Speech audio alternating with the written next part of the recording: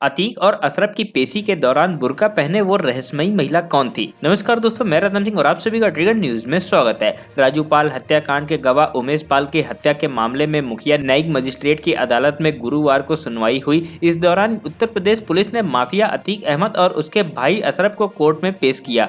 Court में पेशी के दौरान ऊपरी मंजिल से एक महिला लगातार झांकती दिखी। ऐसे में अब इस महिला को लेकर सवाल उठने शुरू हो गए हैं कि आखिर काला नकाब पहने ये महिला कौन थी। अतीक की सुनवाई के दौरान काला लिबास पहले भी चर्चा में आ चुका है। 28 मार्च को एमपी एमएलए कोर्ट प्रयागराज में कार्रवाई के दौरान वकीलों के बीच काले कोट पहने कुछ लोगों ने सबका ध्यान अपनी तरफ खींचा था। काले कोट में वकीलों के बीच बैठे ये लोग सुनवाई के दौरान किसी को मैसेज करके अपडेट दे रहे थे। बाकी वकीलों के सवाल उठाने पर ये सब वहां से चले गए थे। सजा सुनाने के बाद ये काले पोशाक वाले सभी लोग दोषियों के साथ ही उनके वाहनों के पीछे चले गए। सुनवाई का पूरी सुरक्षा के बीच होना और बार बार रहस्यमयी तौर पर काले कपड़ों में अनजान चेहरों का कोर्ट में और कोर्ट के आसपास मौजूद होना कई तरह के सवाल पैदा करता है। बता दें कि माफिया अतीक अहमद के बेटे असद अहमद का उत्तर प्रदेश एसटीएफ ने झांसी में एनकाउंटर कर दिया। गुरुवार को असद के एनकाउंटर के बाद मेरठ में रहने वाले डॉक्टर अकलाल के घर पर भी मातम फैला है। अकलाल की बेटी से असद का इसी साल निकाह होना था। अकलाक मेरठ में रहता है और अतीक का बहनोई है। डॉक्टर अकलाक को एसटीएफ ने अरेस्ट किया है।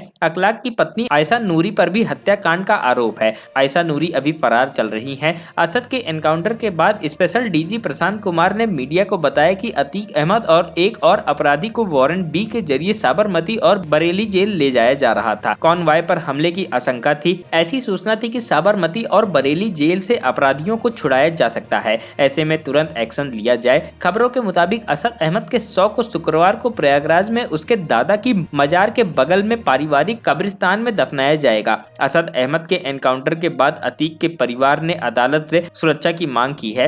कोर्ट रूम में बेटे की एनकाउंटर की खबर सुनते ही माफिया अतीक अहमद के होश उड़ गए थे। वो कांपने लगा और बेंच पर बैठ गया। आंखों से आंसू बहने लगे। अतीक कुछ देर तक कुछ भी बोल पाने की स्थिति में नहीं था। दोपहर के करीब 1 बजे सीजीएम कोर्ट में उमेश पाल हत्याकांड में माफिया अतीक अहमद और अशरफ की कस्टडी रिमांड पर भेजे जाने की अर्जी पर सुनवाई चल रही थी। उसी समय कोर्ट में ये शोर मचा कि शूटर असद और गुलाम का एनकाउंटर हो गया। खबर सुनते ही अतीक कांपने लगा। अतीक लड़खड़ा गया और वो लकड़ी के बेंच पर बैठ गया। पास खड़े भाई अशरफ ने अतीक को संभाला तो अतीक की आंखें भर आई। कोर्ट रूम से अतीक के निकलते ही खूब शोर शराबा मचा। इस सब के बावजूद अतीक किसी भी तरह का कोई रिएक्शन नहीं दे रहा था। कोर्ट परिसर से निकलकर कैदियों के वैन तक जाने के बीच अतीक पत्थर बना रहा। जैसे ही वैन में बैठा उसकी आंखों से आंसू बहने शुरू हो गए। सुबह कोर्ट में पेशी से पहले अतीक ने जेल अधिकारियों से अपने बेटे अली से मिलने की ख्वाहिश जताई। उसने कई बार अफसरों से मिन्नतें की लेकिन अली से वह नहीं मिल सका। शासन का निर्देश और जेल मैनुअल का हवाला देते हुए मुलाकात की इजाजत नहीं मिली। अशरफ ने भी अली से मिलने की बात कही थी।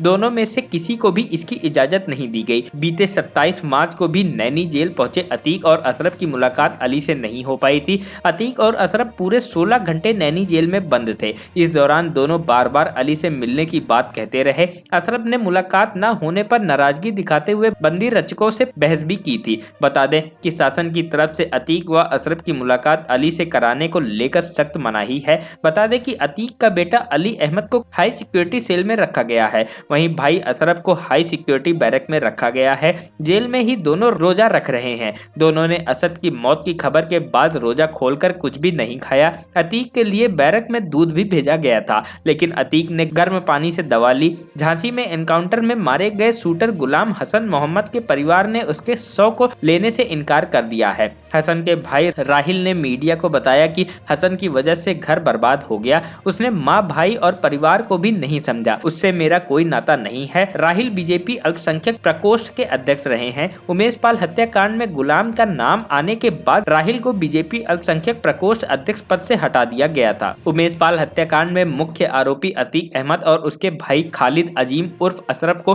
गुरुवार की सुनवाई के बाद सीजीएम कोर्ट ने 4 दिन की पुलिस कस्टडी पर भेज दिया है। मुख्य न्यायिक मजिस्ट्रेट दिनेश गौतम की अदालत ने ये फैसला सुनाया है। 4 दिन की पुलिस कस्टडी के दौरान दोनों से करीब 200 सवाल पूछे जाएंगे। पुलिस ने सवालों की लिस्ट पहले ही तैयार कर ली है। पूछताछ के दौरान दोनों आरोपियों को वकील रखने की छूट मिली है। मुख्य न्यायिक मजिस्ट्रेट ने अभियोजन की तरफ से पेश किए गए केस डायरी और दूसरे कागजातों का अवलोकन करके अतीक और भाई अशरफ को 26 अप्रैल तक न्यायिक अभिरक्षा देने की इजाजत दी। इस बीच दोनों को नैनी जेल में रखा जाएगा।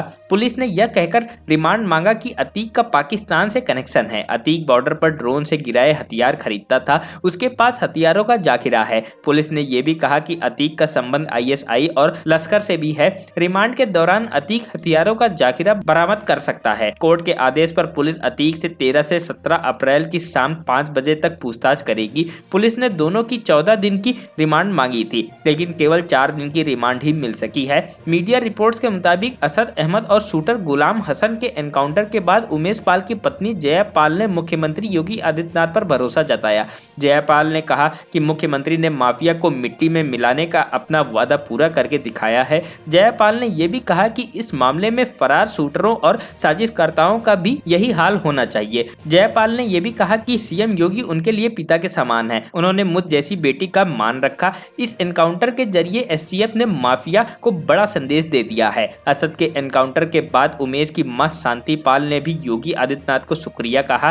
शांति पाल ने ये कहा कि आज दिल को सुकून मिल गया है। बता दें कि असद और गुलाम के एनकाउंटर के बाद सोशल मीडिया पर #मिट्टी में मिला दूंगा ट्रेंड करता रहा। लोगों ने उत्तर प्रदेश STF की सराहना की। इस हैशटैग के 22,000 से ज्यादा ट्वीट घंटे भर में हो गए। यूजर्स ने लिखा कि जो कहता हूँ करता हूँ, मिट्टी में मिला दिया। असद और गुलाम का एनकाउंटर होने के बाद सोशल मीडिया पर कई हैशटैग भी तेजी से वायरल होने लगे। इनमें #encounter, #Atiq Ahmad, #Uttar Pradesh police, #Uttar Pradesh STF, #Guddu मुस्लिम, #असद अहमद, #बाबा, #विकास दुबे जैसे हैशटैग पर लोगों ने खूब कमेंट किए। इन हैशटैग में लोग उत्तर प्रदेश STF की कार्रवाई की सराहना कर रहे थे तो अतीक अहमद के गुनाहों और उसके बेटे की करतूतों की चर्चा कर रहे थे। CM योगी की अपराधियों और माफिया के खिलाफ जीरो टॉलरेंस नीति की भी लोगों ने खूब सराहना की। माफिया से राजनेता बना अतीक अहमद का बेटा असद अहमद 24 फरवरी के बाद से उत्तर प्रदेश पुलिस के लिए मोस्ट वांटेड लिस्ट में शामिल हो गया था। असद को 24 फरवरी को प्रयागराज की एक व्यस्त सड़क पर दिन दहाड़े उमेश पाल की हत्या करने वाले आधा दर्जन शूटरों का नेतृत्व करते देखा गया था। उसके ऊपर 5 लाख रुपए का इनाम रखा गया था। मीडिया रिपोर्ट्स के मुताबिक असद ने इसी साल लखनऊ से एक बड़े स्कूल से 12वीं पास किया था। बताया जाता है कि वह आगे की पढ़ाई के लिए विदेश जाना चाहता था, लेकिन फैमिली के क्रिमिनल बैकग्राउंड के चलते उसका पासपोर्ट क्लियर नहीं हो सका। इसके बाद फैमिली की तरह वह भी क्राइम की दुनिया में एंट्री कर गया।